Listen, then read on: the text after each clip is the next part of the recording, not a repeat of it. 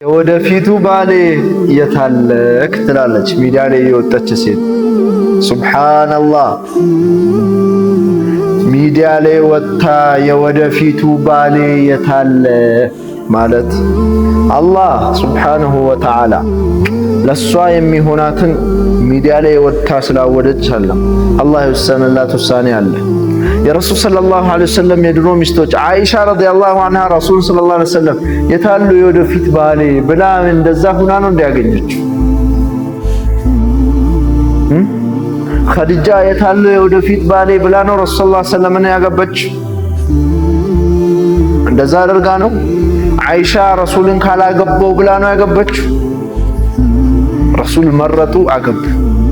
እንዲሁ ነው ሴቶች አንቺ ስለመረጥሽ አይደለም ወንዱ ስለመረጠ ትሆነኛለች ያላትን ሳሊህን አኽላቅ ያላትን እሱን የሚጠይቀው አንቺን አይደለም ቤተሰብን ነው የሚጠይቀው።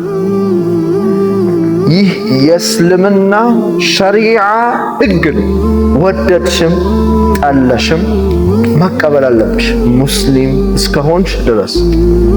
ሙስሊም ሆነሽ ተገላልጠሽ አደባባይ ላይ ወጥተሽ ሐላል ስላልሽ ሐላል አይሆንሽ፣ የኔ ስላልሽ ያንቺ አይሆንም። ቤተሰብ ይጠየቃል። የሚጠይቀውም አንቺ አይደለሽ፣ እሱን እንጠይቅ። አላህን እንፍራ፣ አላህን እንፍራ።